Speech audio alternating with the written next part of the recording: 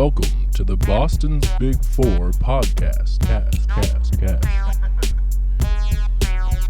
New news about music and sports every week, sometimes. Here we are. We're back. Episode 77, Boston's Big Podcast. We got another special guest with us. The Kid is here. What's up? Boston producer. New album out now, The Kid and Friends, featuring Dutch Rebel, Michael Christmas, G.O.D., Sci-Hi, The Prince, many others. Welcome. It's good to have you, man.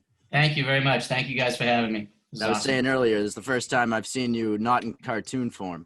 Yes. So it's good to see you. What was it? What was the inspiration behind doing that cartoon video for You Can't Get This Money? So the inspiration, for the whole, it started with the album cover. It was really just that I've been making cartoons forever. And so I just, started one with me. And then with the features, as I got features, I was like, why don't I make one of them? And then it kind of evolved into, why don't I just make the album this whole cartoon feel and go with that? Right. That's dope. So the album you said you've been working on since 2016. Yes. And you're in a band. So you've been putting out music for a while, but 4 years you worked on this project. Mm-hmm. And you reached out to every rapper. What was it? Every rapper you like, pretty much? Yeah, every rapper I like, and some that I didn't know. I just reached out to everyone I could find, and if they got back to me, which was super rare, because I'm cold emailing them all, then I would really look into their music and see if it fits, see if they fit on certain beats, and obviously if the price worked too. Sometimes they got back to me and they'd be like 10,000 for a verse, and I'd be like, okay. Right. Maybe Who's charging 10,000 though? Honestly, you got to be like. Yeah, you're pretty big. Yeah. Well, I went after. I started with getting my idea was to get up and coming rappers and kind of grow with them. So that's where I started with the searches, and then I kind of ran out of them. So then I was just like, I'm just going for everyone. So I emailed Kanye's managers, Jay-Z, everyone. So speaking of that, the one I really want to talk about or see how you got it locked down is Sci-Hi the Prince, because that's one of my all-time favorite rappers. Yeah. No Dope on Sundays is one of my favorite albums ever. Yep. So to see a Boston producer with Sci-Hi on his album, that was super dope. So I definitely want to know how you locked that one down.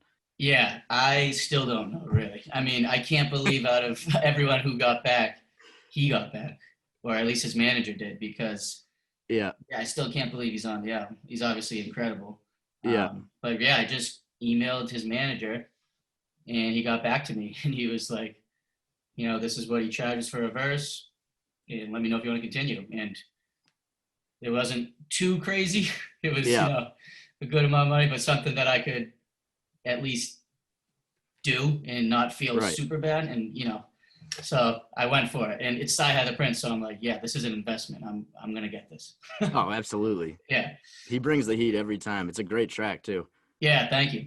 He picked the beat too. That's how I did. I would send them the beats and once they got back to me, I would say, awesome, here's my beats. Maybe I would highlight, check out these 10, but you can choose whichever one you want. And I was happy you chose that one. I really didn't expect him to choose that one, but I like that one. I was curious about the logistics of that. I know, we've talked about on this podcast before, how easy it is for people to collaborate these days. You can kind of just work over email and stuff and never even really meet in person, which is, for COVID, a miracle. But at the same time, is that process normally, when it comes to decision making between the two, I guess, would you have to, I guess it's all probably changes, but if you had a song, you had a beat figured out already, and you're like, would you like to be the second verse on this?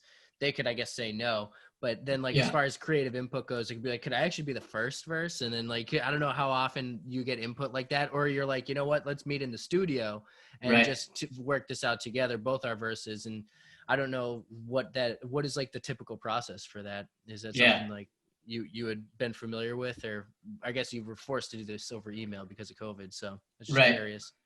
Well, actually it started, pre-COVID in, 2016 is where I went heavy after everyone. And I was emailing everyone up until the album finished pretty much. But yeah, I've never really done it before. It was kind of just like me and, not a lot of back and forth between the features because, me cold emailing Sci-Hi the Prince. It's just his manager. He gave me the verse and then I did whatever with it. So I wasn't like expecting Sci-Hi to be like, hey, what number verse is my verse on the Kids album? So it was kind of good. I had free range with it. But a few times, like I was in talks with Kemba, who's on the song Dark with Mick Jenkins. Yep. And Mick Jenkins is another like pretty big name I got. Yep. So then when I got that, then I hit Kemba back again and I was like, hey, I got Mick Jenkins on this beat and I think you guys will work together. And then he was like, yeah, I'll hop on that one for sure. Dope. Yeah. Yeah, that's pretty exciting. Sorry, I was looking at my beat. Didn't mean to interrupt. Oh, good. So, what about Dutch Rebel and G.O.D., two big Boston artists, obviously? Yes. Yeah. How'd you connect with them? Obviously, you emailed them. But yeah, actually, this one is a little different. So. Oh, okay. But first, I like that you named that they're two Boston artists because that was what I really wanted to get. I wanted to have. There's a few with just Boston people, but yeah, part of it was to and Michael Christmas as well. Yeah, Michael Christmas, that song, and Blanco Black, the first song. We're all from this area, so yeah. I wanted to do that to show that there is a lot of talent here.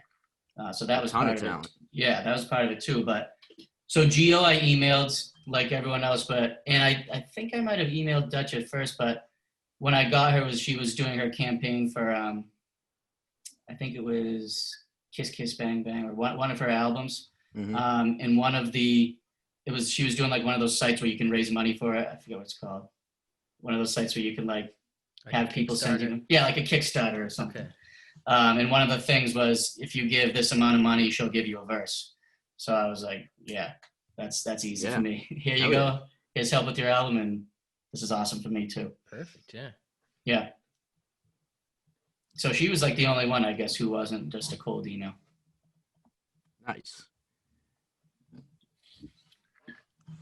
And when it comes to like these final productions, did you do like most of the recordings in your home studio and then outsource the engineering, or did you do a lot of that in-house and kind of piece it together as you went? Yeah, so I made all the beats in-house. For their verses, I would send them the beat. They would record the verse and send me their stems. So I like their ad libs, if they did ad libs, and then their main verse. And so then I would go back in, put them in the beat, rework the beat a little bit, like around their verse, add some drops, maybe add a few more sounds depending on what they say. And then I tried my hardest to mix and master. But once I got into it, I was like, this is way too intense for me. I'm not good enough at this. This is going to take years to get, and I want to release this sooner than I'm going to be able to know how to mix this professionally. Mm-hmm. So at that point, I struggled to find a sound engineer for a while. I started like looking online. I tried everything to find someone, but eventually Daddy-O Smooth, who's on it, he's actually a friend of mine who's on it. He went to the bridge and he introduced me to Mertz.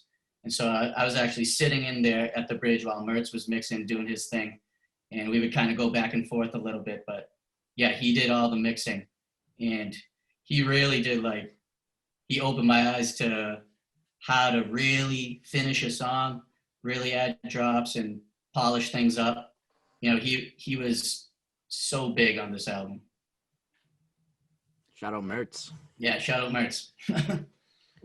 Big shouts. I meant to ask, so I wasn't sure what the order was. I saw the features listed on Dark, and is it who starts that out? Because I was getting big Tyler the Creator vibes just from the voice. Yep. They're very similar. That's Mick Jenkins. Oh, okay. Because I was like, I think. Oh yeah, they are similar. Similar. Similar tone of voice at least. Yeah. Yeah, and I was prompted to ask because I noticed Daddy-O Smooth is also on there, so I wanted to know, I wasn't sure who was who, and for some reason I was assuming it was Daddy-O Smooth in the beginning because I think the names were listed that way, so I was like, oh, this must be my verse. Right. But yeah, that was awesome. I was getting like some great. I mean, every song had awesome vibes, but just like right away on that one, I was like, oh my gosh, like this is what I'm feeling. Yeah. That's awesome. Yeah, that song honestly. I mean, all the guys, all like at least the first features on it, picked the beats themselves. So when I made that beat, I wasn't personally like super in love with it. Like I always enjoy my own beats, or else I wouldn't make them. But I wasn't like, oh, this is an awesome one. But when he got on it, yeah, I was like, whoa, okay. I kind of like this a lot more now. So yeah, all the features really made that song sound great. Yeah, it's really interesting how a beat can totally be made by the verse on it. Sometimes, like when you really listen to a beat on its own, you'll be like, oh my gosh, like how did anyone ever ride this? But once you like, hear the verse that goes with it, it's like, oh my God. So exactly, nice. Yeah. Mm-hmm. And did you when you were making these beats, I think you mentioned you're using Ableton, right? And is that for all the beats? Yeah, Ableton for all the beats, and just a keyboard hooked up to MIDI that would play the MIDI instruments from Native Instruments. Nice. Yeah, that's got to be like, and these beats you had made like 2016 prior, right? So you've been sitting on a lot of these. Yeah, all these beats I made like right when I got the stuff. I just like went to work and made a bunch of beats, and then after a few months, I had all these beats sitting here, and I'd made beats before, like when I was growing up in middle school and stuff, and just kind of messed around with them with my friends and had fun. But after I made these, I was like, I'm gonna try to get someone good on it. So that's kind of how it started, like that too. You mentioned you're in a band. Yeah. Pineapple Jam, right? Pineapple Jam, yes. How long has that been a thing? That's been a thing since 2014, or I guess 2013 technically, but we started playing live 2014. Okay, and what kind of music do you play? I'd say it's kind of funky, bluesy rock. Okay, cool. Yeah. So you've always been into hip hop as well? Yeah, it's funny that my top two musicians are John Mayer and Kanye. So I get my John Mayer fill with the band and my Kanye fill with what I do. So Sci-Hi is he still with Kanye? Is he still with Good Music? I'm not sure. I can never really tell. Is Good Music even a thing anymore? Like, I'm not even really sure. I think it is, but yeah. He was like one of Kanye's artists at one point. Yeah. So that's, as Kanye being one of your favorite artists, that's pretty dope that you got one of his artists on your album.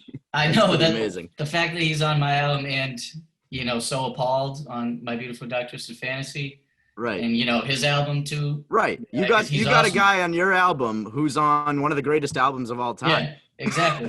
that's sick. I mean, it's worth it right there. That's great. That's unreal. Yeah.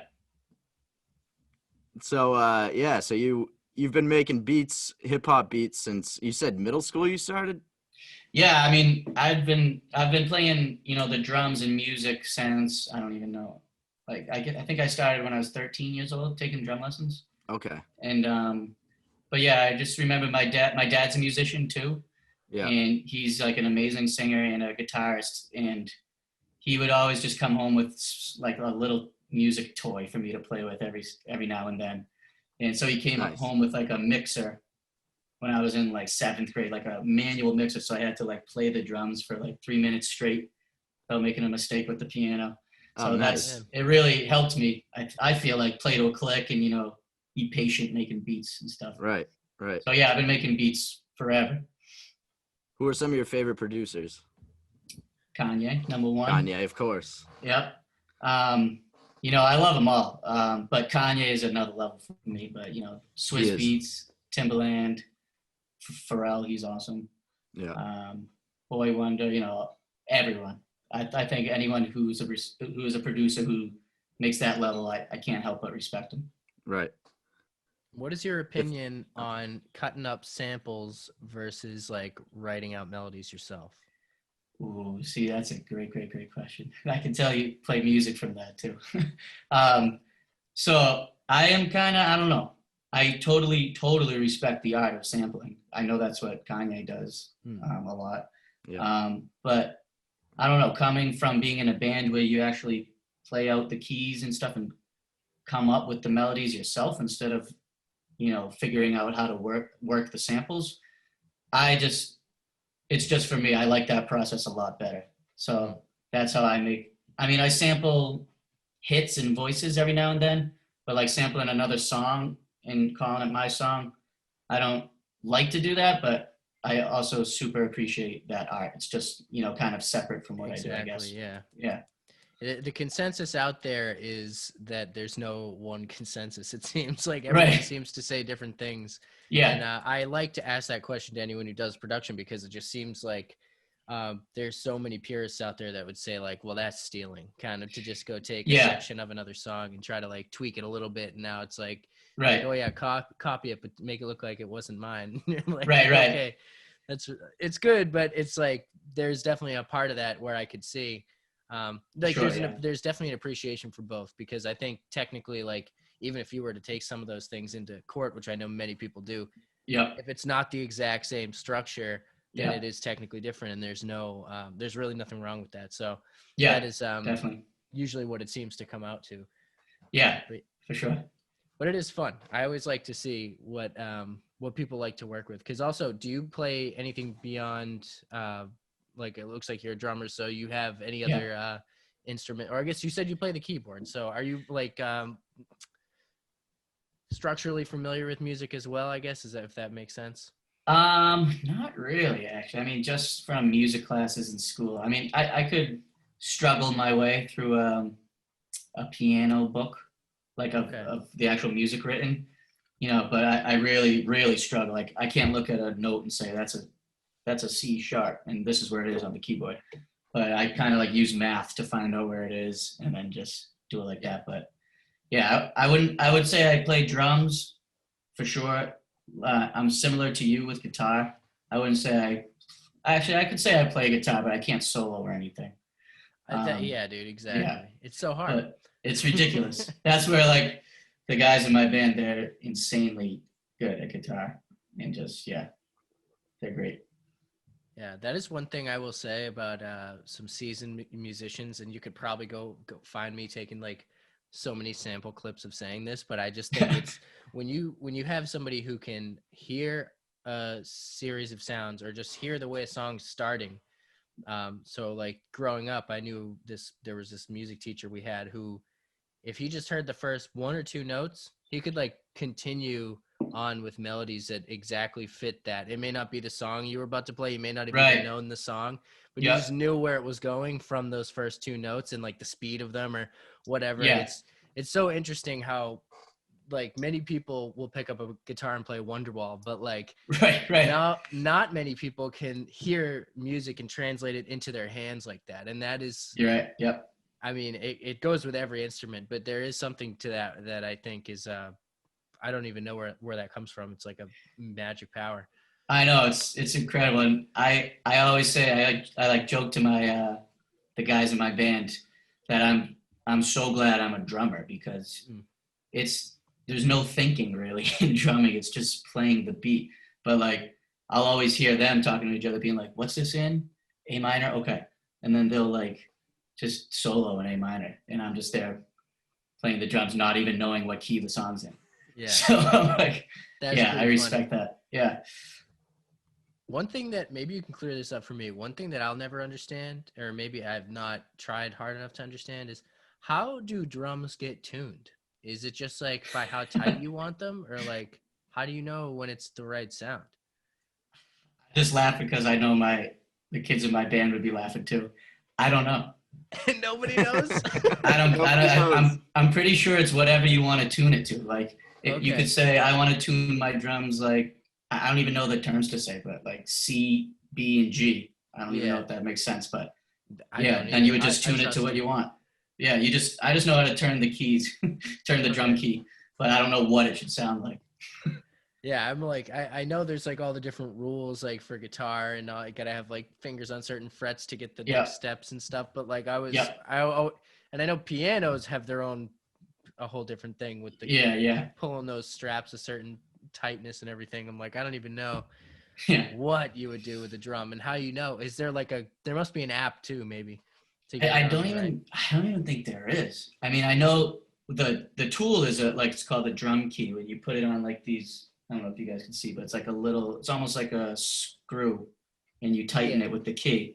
But yeah, there's no one app, I don't think, because it could be whatever. It could just be whatever the drummer likes. Oh, sound off in the comments if you know how to. Yeah, let us know. Maybe that could be completely wrong. I honestly, I love I beg people to fact check me. No one's done it yet, so I must always be right. Yeah, you're always right. That's why. But so, yeah, might be. Your name, the Kid. It's very yes, very simple. How did you come up with that? You just I'm trying to think. I think in college, senior year, as a joke, I would just say like, "What are the kids doing tonight?" Or like, the kids here. What's going on?" Just kind of messing around. And then I think I just said, "Why don't I just call myself the Kid?"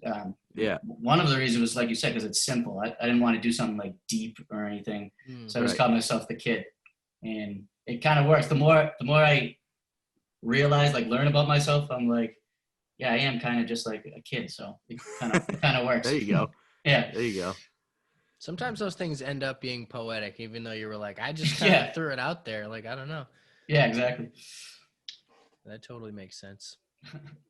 So if you had thought too hard about it, I will say, I mean, I know they're popular right now, but I don't understand like the 3-letter abbreviation and then a name, or like, I don't know. YNW Melly. Yeah, like it's just YBN Corday. Yeah.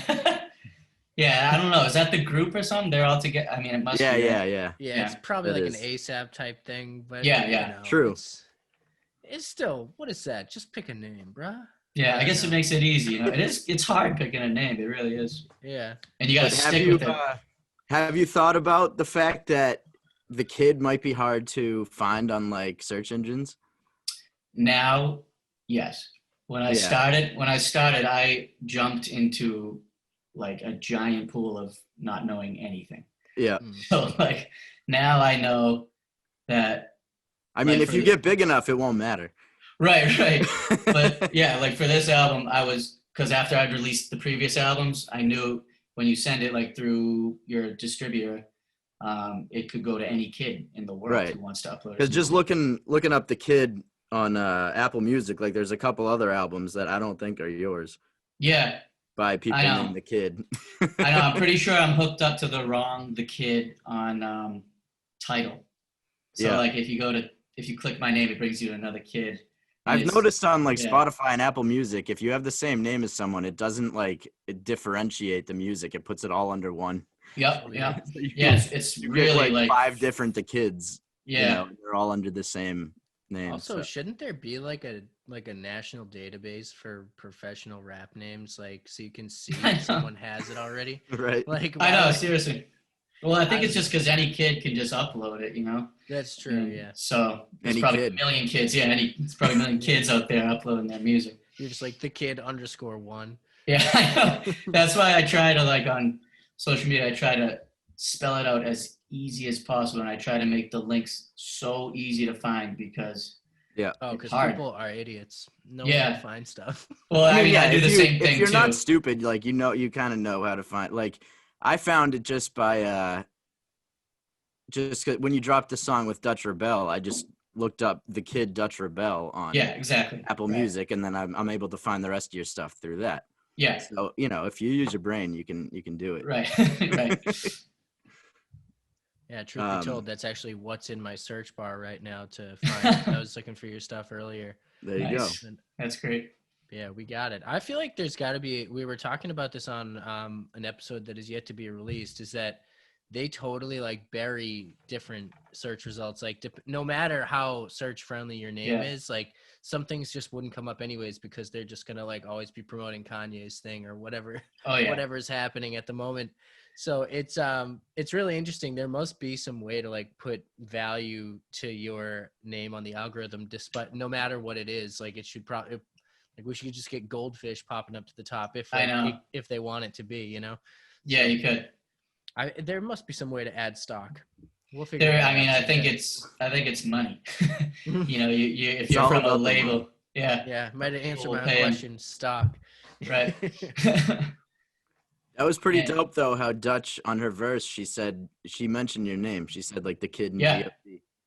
that was awesome. That was She, pretty you know, cool. she's been awesome. I just met with her today, actually. Oh, nice. Yeah, I dropped off some posters to her, and she's awesome.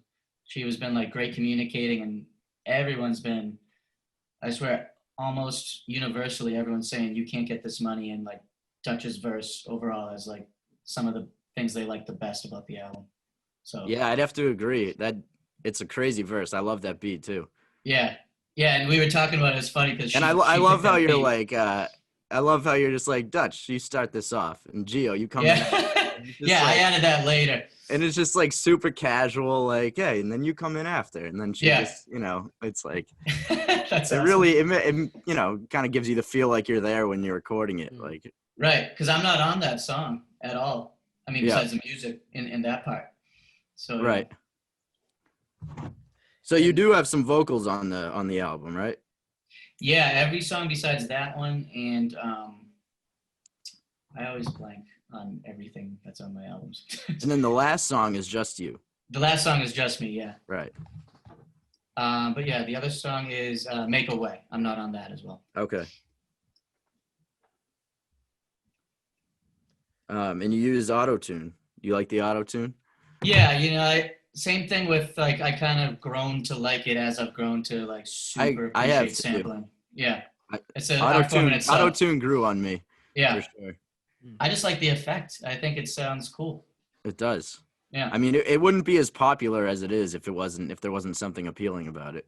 Yeah, exactly. And I think it does get a bad rep because it can be an overused tool. Like that some people will go way too hard on, but at the same time, it is a tool that really is like meant to be used. So yeah, I feel like you have to add your own uniqueness to it. It's easy to sound like everybody else when you're using auto-tune. Yeah. You kind of got to put your own twist on it so people know that it's you and not just you know, some other auto-tune guy. Right, like I mean Kanye and 808s, and then Travis Scott has like a crazy good feel and different feel. Right. But then sometimes you hear it and you're like, you don't know who it is because it could be anybody. Right, yeah. But yeah, you got to put your own twist on it. For sure, yeah. Are you a fan of T-Pain? Oh yeah, I like T-Pain. I wouldn't say I like dive into his music deep, but I think he's great. Yeah, he's the man. He's actually an awesome singer too. If you watch, have you guys seen Tiny Concert? That thing on YouTube? Tiny Desk? Tiny Desk Concert, yeah. Yeah. I'm pretty sure that's what he was on. But he is a great singer without auto-tune also. That was funny to see that. If there's one artist that you could have got on your album who you didn't get, who would it be? I gotta go to my two guys, Kanye or John Mayer. There you go. Yeah. There you go. Next album, you're getting a track with Kanye and John Mayer. Yeah. John Mayer on the hook. If you got Ed Sheeran. No, I love Ed Sheeran. Okay, just checking. See, you gotta. I think Ed Sheeran's great. You gotta love Ed Sheeran. I'm just trying to catch you saying something negative. No, I'm just yeah, right. You're too positive. Then that's the one thing we'll just put out. Yeah, exactly. That's how to promote it. I did want to ask, do you have any plans? Well, I guess there's really like no end in sight, but for performing any of these shows like live or performing this album live with any of the features you have you guys discussed that at all? Not really, because it's only, I guess, a handful of songs that are just people from around this area. And also, I don't really know how to perform it. Like this, you can't get this money. I wouldn't want to just press play. You know, I'd want to actually be doing something. It's tough as a producer to perform. It's tough. Really. Yeah. I remember like Science, we were he like hit me up. He's been great too, but he was like, yeah, when I'm in Boston, how about I'll do a show in Boston? You can do a show in here. And I was like, I don't even know how to perform it, but yeah, maybe sometime in the future. I mean, do producers really put on shows? Like, I don't know. Yeah, I mean, they do, and I don't think. I mean, from what I've seen, I need some movement, some live instruments playing. Like, I've seen some guys up there just going like this, and you know, playing to the ground, hitting buttons. Yeah, that's just like an EDM concert. Yeah. That's only fun if you're on Molly. Right. I went to an EDM show last year when that was still allowed, and this dude, I think I've shared this before. It was like his set. And basically what you were doing, it's like they're pushing the one button. There's all the jokes about them like eating food instead of like doing things. And then he just plays Tiny Dancer by Elton John. The whole thing. He just plays that whole song. I was like, I can't imagine your set's that very long tonight. And you're playing a whole different person's song with like maybe there was that like Saturday night right in the background, but I'm just like, there's nothing. This guy's doing nothing else but playing someone else's song, and that killed me. That's so funny. Honest to God, shout out DJs, shout out performers, but when you're doing stuff like that, it's just cop out. So I totally feel you when you say you want to be up there playing, like doing something, right. Pressing play. And that's like, once again, same with like what we've been talking about before. There's no knock on someone who goes up there and does crazy stuff with the buttons, but there's a lot of it was, it seems it doesn't, I don't know. I need more. I like the live entrance, but I do also respect that to a point too, like because they're doing some stuff that I have no idea how to do either. It takes a while to master that. Yeah, the dexterity, if you're putting live samples together like that. Like if there's talent, and then there's the people who just get by with doing the basic things too, but there's talent in everything too. Yeah. Oh, because when people have those like your headphone monitors are playing what you're doing right there, you track out like 8 bars of that, then insert it into what's been looping to the crowd, and like making sure there's that people all who do that. That's awesome. Crazy. Yeah, that's like to me, that's like sensory overload, but I know people do that, and it's just that is where it becomes. That's basically playing an instrument. It's like that. Then it becomes an instrument. Yeah, then I can appreciate it. Yeah. So but I totally agree with you. The press play. I think it was off air, but we were recently just talking about how some people do that. Yeah. And then charge DJ fees. Yeah, exactly. Just basically press play. Seriously. You're just like someone taking control of the aux cord at a party. Like, that's all you're doing. Yeah. Which is honorable because you're really putting yourself out there.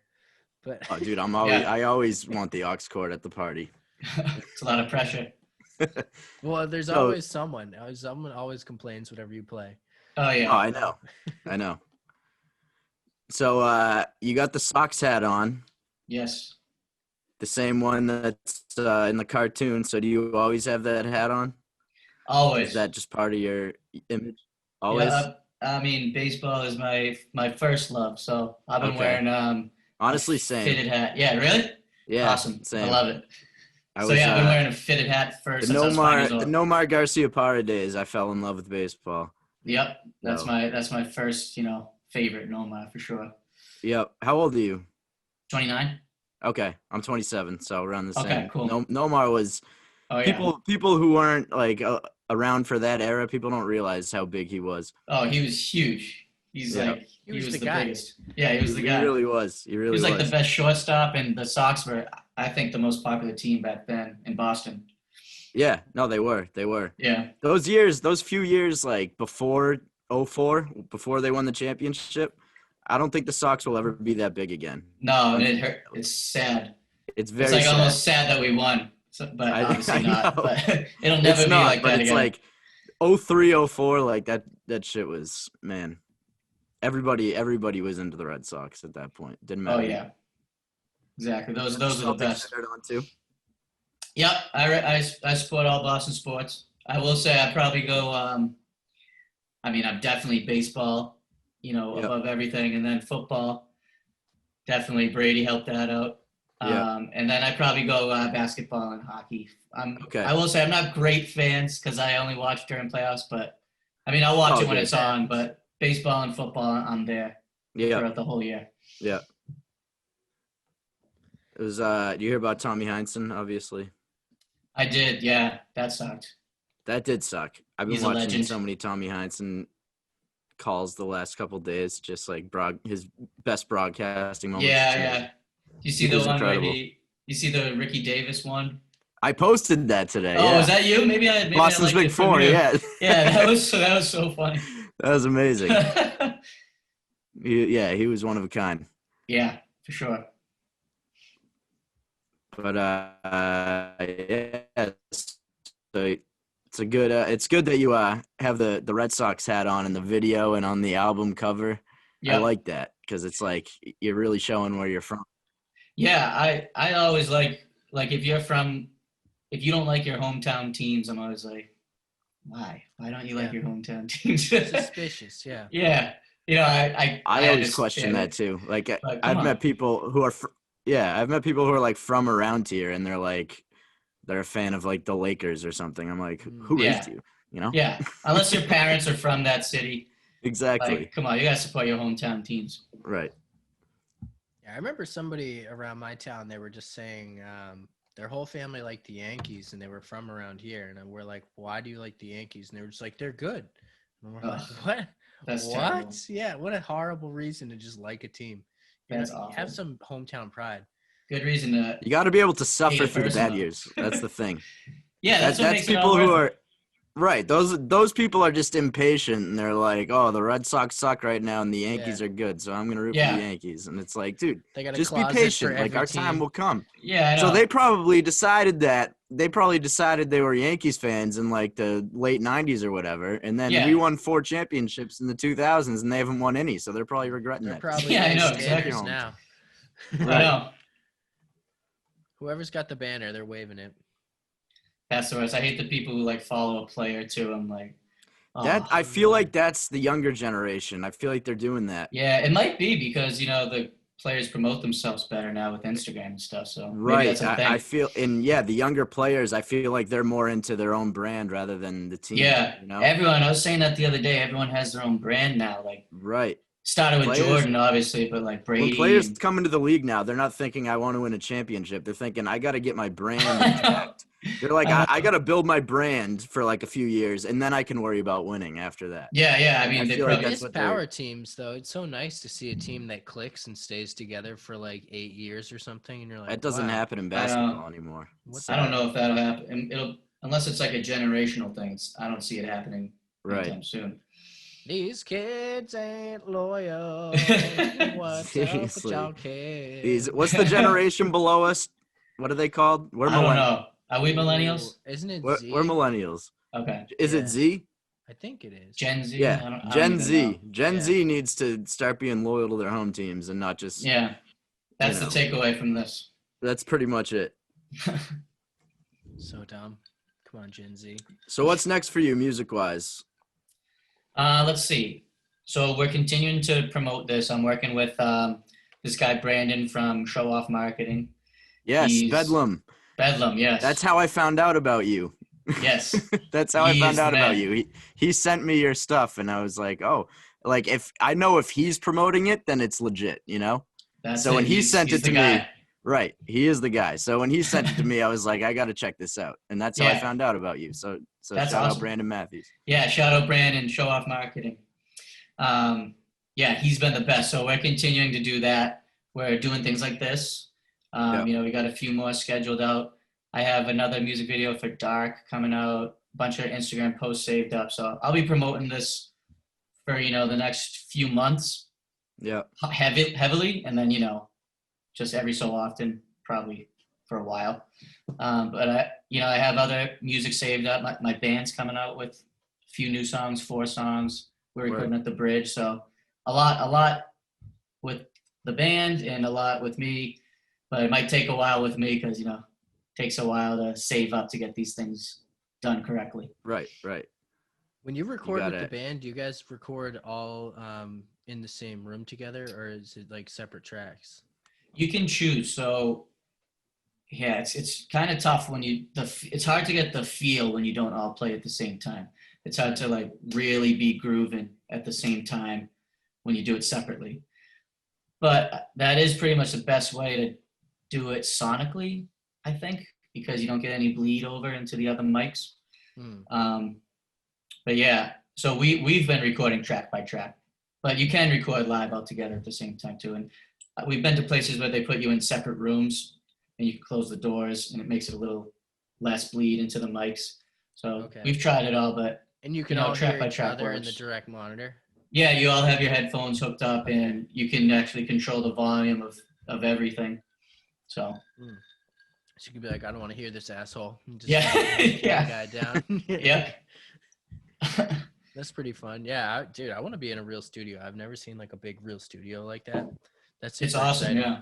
It's really cool when you walk into a, you know, you make your beats in your bedroom and then you walk into the studio and you're like, shit, this is nice. Yeah, and the walls are like all that real the soundproofing, right? Or they just have like big panels up, I guess. Yeah, they'll have the panels up. They'll have like the soundproof. Yeah, they got it all. Damn, you can like yell and nothing echoes. Yep. Oh man, it's the life. Yeah, so exciting. I'm gonna start setting those panels up in my basement. We gotta get a legit studio one of these days. Yeah, it's definitely a good feel when you're in there. Yeah, is the bridge is that like, or do you use, I guess basically are there other main like large studios that you've been able to use too, or is it mainly the bridge? It's me. I'm gonna use the bridge from now on. Okay. They're the best I've found. I've been around a lot. You know, I've worked with people one-on-one too. I started to try to find people on the internet, which was a bad idea. But you know, it's a lot of the internet's a scary place. Yeah, that was tough. But it's expensive. So when you find one that you like that has, you know, great prices for what they give you too, it's like that I'm sticking with them for sure. Shout out to Bridge. Shout out to Bridge. That's exciting. Mm-hmm. Oh, actually, do you? We had on this podcast. We recorded the Bridge. Yeah, yeah.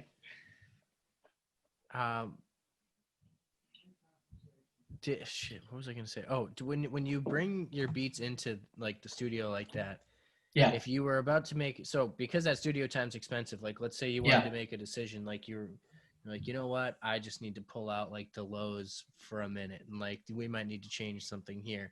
How do you have all the stems? Like, did you give them that when you're in there, and they can change it too? Yeah, that's a great question. So like when I make it, I just naturally mix it a little bit as I'm going, but like I said, I'm not good at it. Super like beginner at it. So I just do enough to make it not sound super muddy and like terrible, just enough to make it sound decent. And then when I was exporting, I was like to Mertz, should I export with all these edits I did on the tracks, or should I just take them off? He was like, it's just easier to just export them dry, like with nothing on it. And then he'll recreate it way better than I ever did. So I always I do it as I create, turn them off when I export, and give it to him. And yeah, he does everything sonically. Okay. And that means like you like any EQing you do yourself or whatever, like you take that off and just let the engineers work on it. Yep. And I'll like sometimes get down like a wormhole and I'll work on the EQ for so long and I'll be like, move on. Yeah. This doesn't really matter. So as long as it's good enough. Yeah, and that definitely makes sense. Like working smarter, not harder. If you know it's going to get a second pair of eyes, that's going to take a little extra time, and maybe they just have an instinct that you're like still developing on that. You know, you just know this person's going to just fly right through it. So that totally makes sense. And that is something I think some artists will get stubborn on. They'll want to mix and master every little piece of themselves, and then they'll have an album that never comes out. Yeah, they're just working on it forever. And there's definitely a good balance. Like you got to leverage other people's talents. Some people are really good at on the computer side of things. So definitely that is interesting.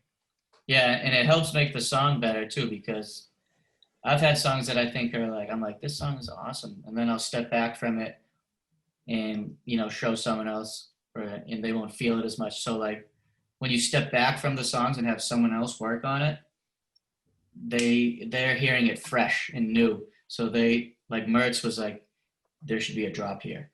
And I was like, yeah, go ahead, do it. And he played it and I was like, yeah, that's way better. All right. Yeah. So like, it's good to have fresh ears on it. That's another reason why he even suggested that I had Arc master it, just because it's a new set of ears. And so that's what I went with. Yeah, mastering is so confusing to me because I always thought that, I don't know, is that EQing? I guess that's everything. That's just like what it sounds like in the end. But I'm just that's hilarious because I swear to God, I didn't know what it was for 4 years. I was trying to figure out. It's so confusing.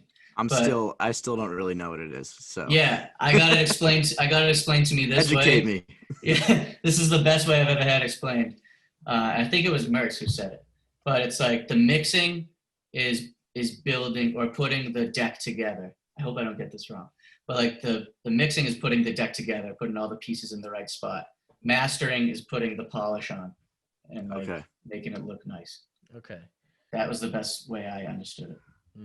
That does make sense. Yeah. Yeah, and I think a lot definitely of it's confusing subjective too, right? Because they have you do it for like do your work on it, and then like listen to it in Apple headphones, listen to it in your car, listen to it out of your computer speakers, and hear what it sounds like on a bunch of different things. And because a lot of the time people are using really high end studio like monitors, so you can hear every little sound. You're like, oh, this is perfect, but you can't even hear those sounds on regular headphones or something. So that is that's a whole art too, just getting that all to work. And I guess that is the polish probably, because you're not really changing the song, you're just making everything blend the right way.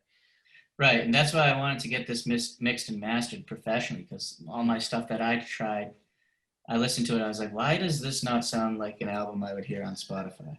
Like, what am I doing wrong?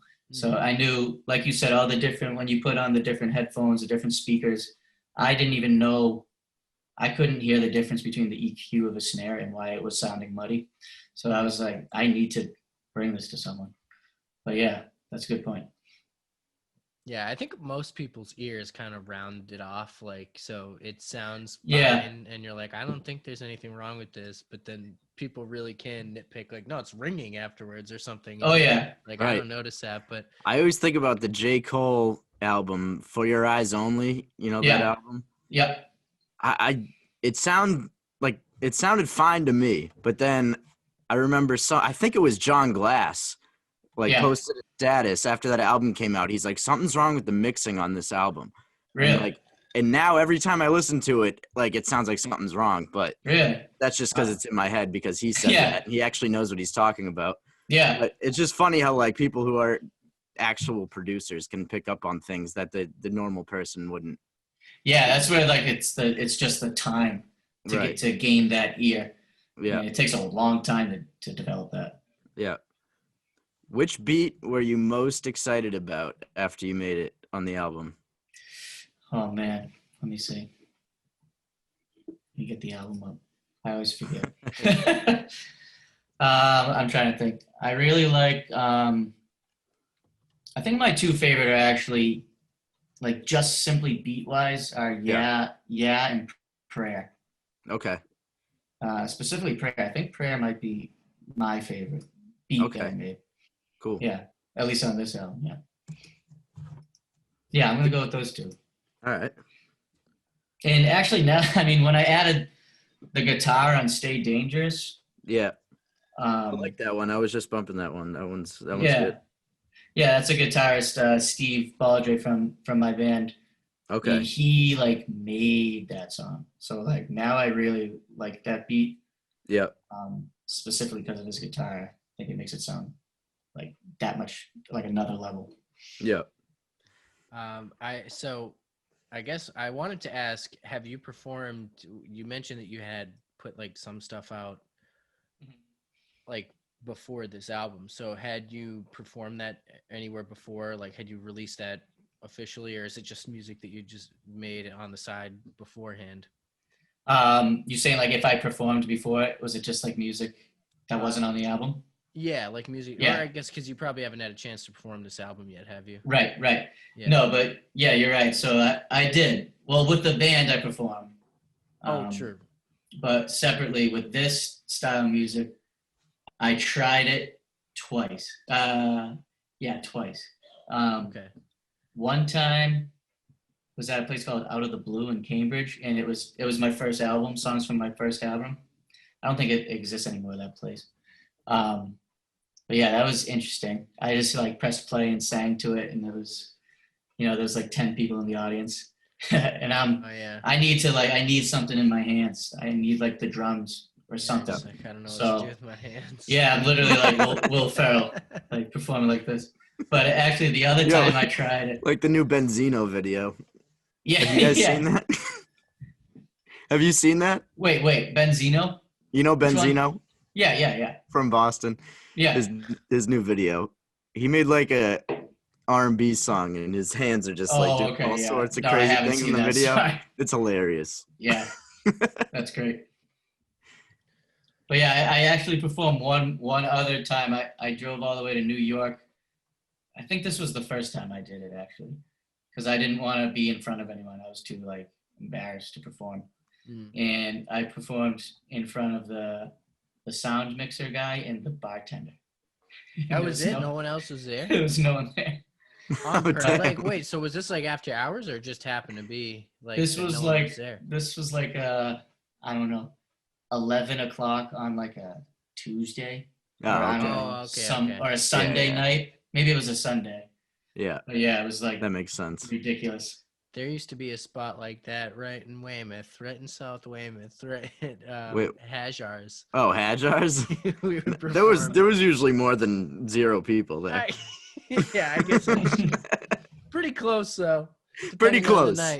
It might as well be 0 people because none of those people gave a shit about who was performing. Yeah, they'd be ignoring the music as right. you're, trying to sing or something. Exactly. But that is exactly the environment you want to practice in because you're just kind of yeah. I mean, I don't know if I guess you're comfortable performing because you were doing it with the band, but yeah, kind of. I struggle with that. Yeah. I guess it is different because you're drummer for the most part, right? So you don't you're not up front, I guess. Which well, yeah, I drum it and I sing in the band, but I'm still in the back too. But I kind of like it that way. But also I know I don't know. I feel like I need to be better at performing. Yeah, I will say there's and I think we've had other guests say this too. There's a jump from when you get to a crowded bar or Middle East type scene, or I guess Middle East maybe is more the jump if you were downstairs, but right. If you were more upstairs Middle East versus somewhere where there's big lights on you and you really can't see the crowd except maybe a couple people in front of you, and then that's when the crowd is just a different entity. You're not performing to these faces, you're performing to this crowd, and then the crowd feeds itself. And I think it's interesting because I think some people kind of maybe get exposed to that earlier than others, so they're less afraid of the smaller crowd because bigger crowd is going to still feed you that energy, because it's pretty hard to lose a big crowd, I think. Yeah. Those crowds kind of get themselves going just because of the energy around them. Right. And I can't wait personally until those big crowds are back, and I know with everything you got going on, so that'll be exciting. Yeah, we'll see. I mean, I can't wait for everything to come back too, but who knows when that will be. Yeah, I know. Geez, wanted to have an event for this thing, but we ended up doing it online. Yeah, that's the way it goes nowadays. Yeah, I'm over it. I'm pretty over it too. I'm definitely over it. I can't wait for oh man, I can't wait just for concerts. I know. Yeah, I had quarantine has really made me realize how much I loved concerts. I know. I had some concerts scheduled to go, and not anymore. Yeah. Or until further notice, I guess. Yeah. It's so sad. I just feel like people never do the weird stuff they were doing before, probably. What kind of weird stuff? It just seems like festivals. People were just going to festivals and being in large crowds together, and then I mean, you would never even think about rubbing shoulders with strangers before. You would just be in large crowds, just surrounded by people. Here, have a sip of my drink. And passing you blunts, passing you drinks. You're like, hey. Yeah. Now that's all gone. That's all gone. I know, it's gonna be weird when everything opens back up. Yeah, it is. Like I said, it's you can't just lick some people are still gonna be timid. They're not gonna want to go. Oh yeah, that's gonna last for a while. A long time. That's gonna last for a long time. Masks are gonna be a thing now. Mask fashion, it's in. I know. Right. I know forever. Seriously. Seriously. Imagine a year ago, if you just fast forwarded a year. I know. All of a sudden you saw everyone wearing masks, you'd be like, what the fuck happened to the world? Seriously.